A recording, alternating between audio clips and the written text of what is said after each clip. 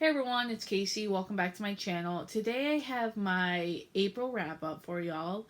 Uh, I'm guessing everyone's gonna say this in the wrap up, but I cannot believe that in a couple days it's going to be May. Like, that is crazy.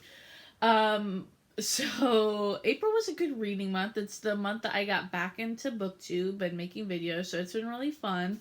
And I have been doing, like a fair amount of reading. I'm happy with my number. So in April, I read 7 books. I read 4 physical books and 3 audiobooks. So I'll start with the audiobooks. The first book that I listened to was Sisterhood Everlasting by Anne Brashers. I almost said Beverly Cleary, which is not the who wrote that book. It's by Anne Brashers, and it is the 5th in the Sisterhood of the Traveling Pants books. So this one actually took place like 10 years after the last Sisterhood of the Traveling Pants. The girls are now like 28 or maybe like 29. And it kind of explores their relationship as adults and how their lives have changed, how they've grown apart, how maybe they've grown closer. And there is like a little bit of a mystery involved and some tragedy and kind of how they deal with that tragedy and how it brings them back together. Looking at my Goodreads, I actually gave this book a 4 star. That seems like a little bit high. I would say like a 3.5. I did like it. But it also wasn't groundbreaking. I thought that it was a little bit dramatic in the way that I sometimes find when children or young adult books when they have a break and then they become adult books. So one example is the Princess Diary books. Like, they started out as middle grade and young adult books, and then there is that one, I think it's called Royal Wedding, where it takes place during Mia's wedding. And so I forget, I read that one last year. I forget, she's in her late 20s, I think. And that book kind of had the same struggles. There's another one with the Sweet Valley Twin books, where those books span a long time. They started like in their childhood, and then I think they followed them all the way up until college. But there is like a new adult series, and I read the first one of that a long time ago, like 5 years ago, whenever it came out. And it had the same struggles where I find that they tend to be so dramatic. They, especially the Sweet Valley one, that one was insane.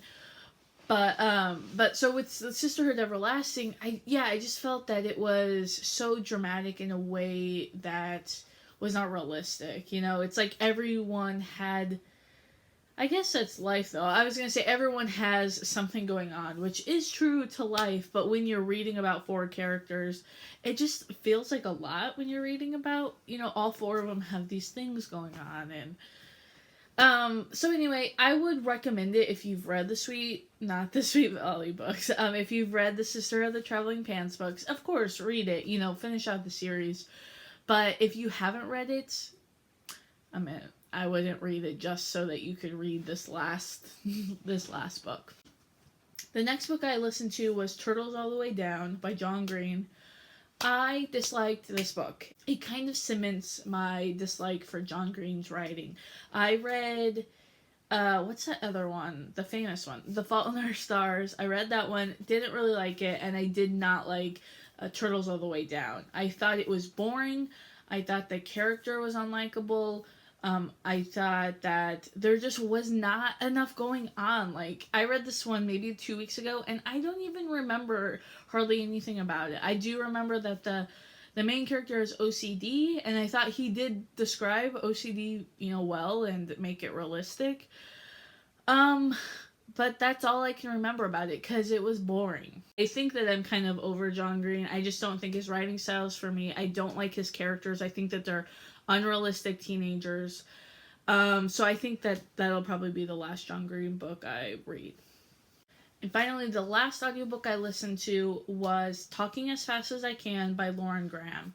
So Lauren Graham, I read her novel last year. She's an actress. She's on Gilmore Girls and Parenthood. Those are her most famous. So I read her novel last year, loved it. I'm a huge fan of Gilmore Girls and Parenthood. Those are both like supreme shows, especially Gilmore Girls. I was very excited to pick up her memoir. She narrates it, which is good. Her voice is like she does a great job narrating her books. And the interesting with this book is there were a couple times when she brought in other people. Like there was this one instance in the book where she's like relating a phone call she had with her dad, and she had, I'm assuming it was her real dad, if not it was a male voice, and she had the male voice come on and like do the lines of her dad. So that was neat. I'm gonna guess it was her real dad. She did that a couple times with some other people too.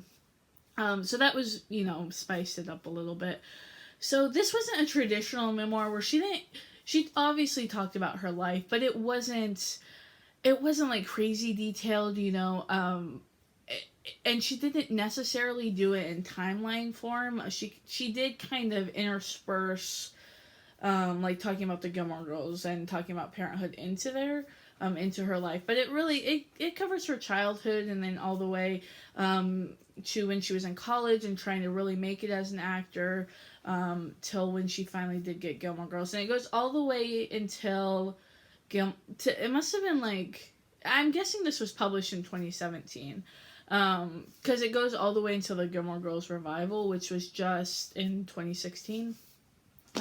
As a Gilmore Girl fan, I loved it. I loved that, she talked about that show, and as a Parenthood fan, I think that if you don't know who Lauren Graham is and you're not a fan of those shows, that you probably could pass this up. I don't think it was like earth shattering. I mean, because it's a memoir, so I think you kind of have to like her. But if you do like her or her characters, definitely read it. It's so good. Listen to the audiobook so then you can, hear her talking. It was great. I think I gave it 4 stars. I loved it. So now into the physical books I read. The first physical book I read was A Study in Charlotte by Brittany Cavallaro. This is a modern day retelling of Sherlock Holmes. It follows Sherlock and Watson's great-great-grandchildren. So it's Charlotte Holmes and Jamie Watson. So they kind of have a love story. Like they dabble with a relationship.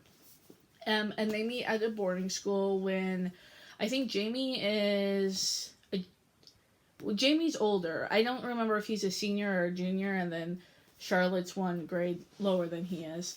But so they meet at a boarding school in Connecticut or some New England state, and there's a little bit of not a little bit. There's like a murder mystery in it as well that they have to solve. Overall, I give this 4 stars. I liked it.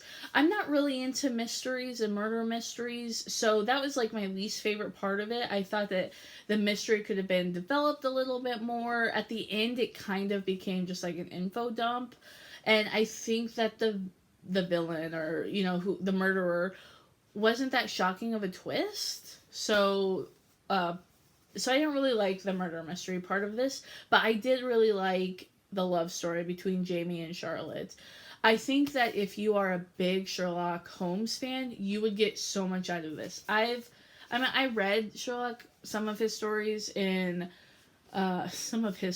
if he was the author. But anyway, I read a couple Sherlock Holmes stories when I was in college, but I don't remember what they are. But I think if you knew all the details and you would get a lot more out of this book, like the Easter egg things, I guess is what I'm trying to say. I forgot to say, this is a trilogy, so there's 2 more books, obviously, if it's a trilogy. So I have the second one already. It's called The Last of August, and then the third one just came out, and it's called The Case for Jamie, I believe. It just came out recently. So I obviously am going to read the second one. I liked it enough to, I'll continue on with the trilogy. But, like I said, the murder mystery wasn't my favorite.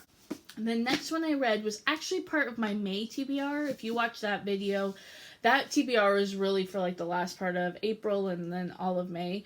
So this is the first book I read off of it. It's called This Is Me, Loving the Person You Are Today by Chrissy Metz. Chrissy Metz plays Kate Pearson on the show This Is Us, which is one of my favorite shows. And so this is her memoir. It's like half memoir, half self-help. So she talks a lot about, like the subtitle says, loving who you are today, not waiting, like knowing that you are worth being loved, no matter what your weight or where you are in life, no matter what you are worthy of love and of respect and, and loving yourself. The interesting thing about this book is, so I said it was like half memoir, half self-help. So she would do a couple chapters of like the memoir about herself, and then she'd have these little sections called Be Mindful that would be like 2 or 3 pages, and that would be the more self-helpy section of it. I really like this. I gave it 5 stars. I was looking at my Goodreads, and it's actually my first 5-star of the year, which is really saying something. I really identified with her story and her struggles with weight. So I really got a lot out of this book. I think if you're a fan of the show, even if you're not struggling with your weight, if you have, because I think her principles you can apply to anything. Like it's not a weight loss book. It's about literally loving who you are. And so I think no matter, what your size is, you probably have things you don't like about yourself. And so this will help you. I really like this. Would definitely recommend. The next book that I read was The Wicked Deep by Shay Earnshaw. This is a book that is about this town called Sparrow, Oregon, and 200 years ago in Sparrow, the town killed 3 girls who they thought were witches because they were like luring all these men away from, their families or whatever. So this takes place in present day. It flashes forward.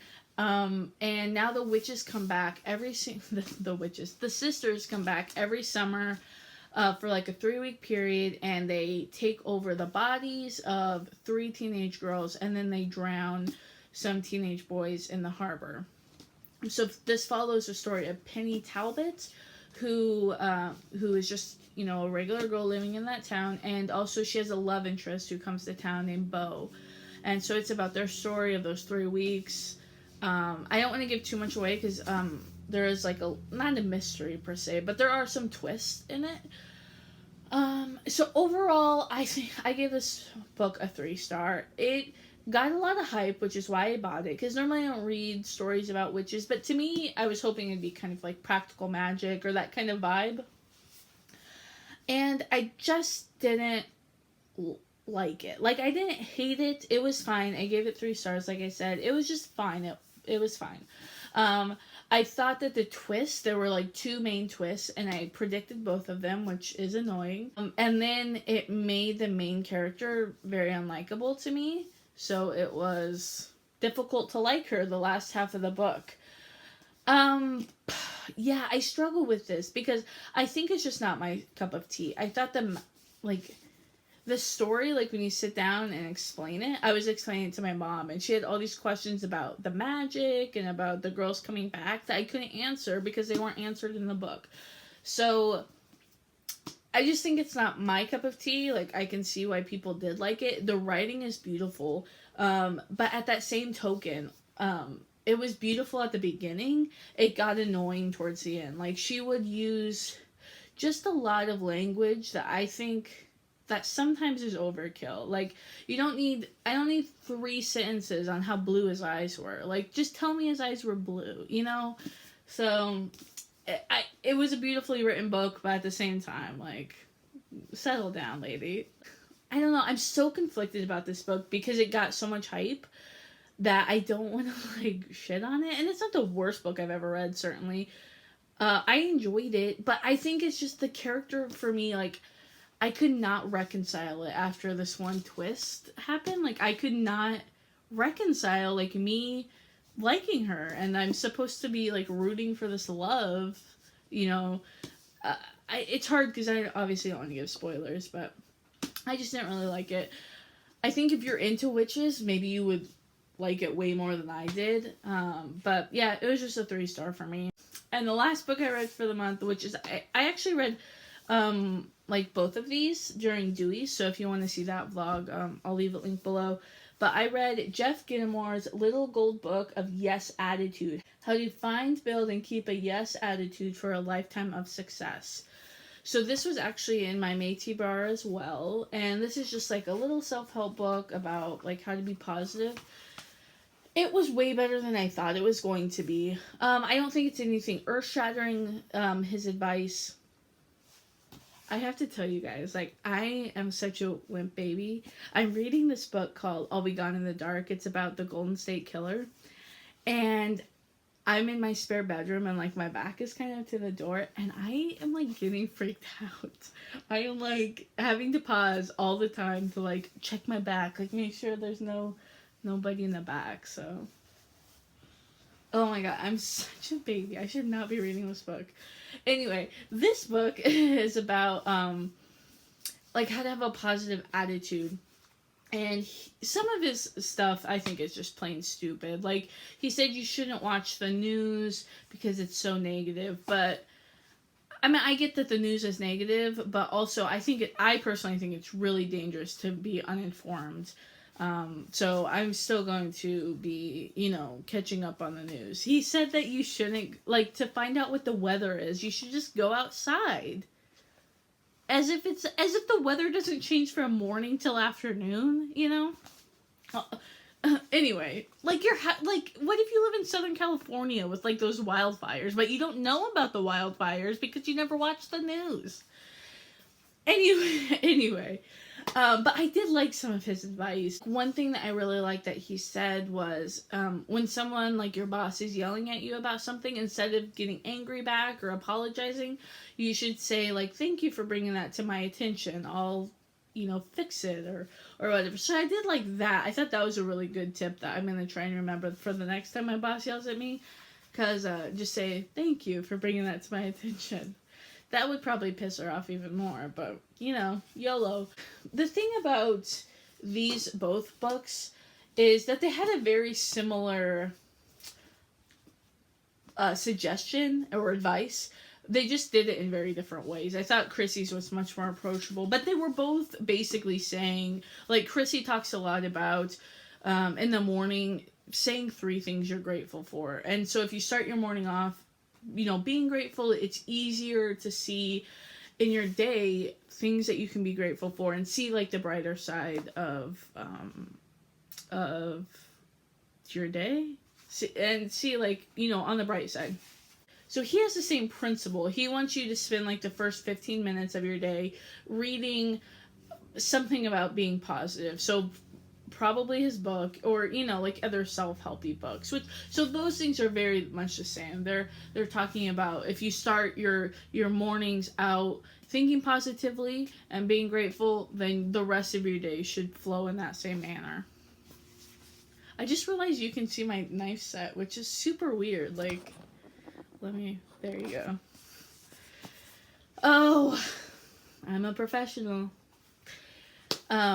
So I don't know if I'd necessarily recommend this to anyone, but the thing with self-help books is you don't have to take everything that the writer says. You can kind of piecemeal, and, like, I'm going to take a little bit from here, I'm going to take a little bit from Chrissy, I'm going to take a little bit of other people, and kind of, make myself a little bit better with each book that I read. So I am glad I read it. My mom chose this, and she chose well.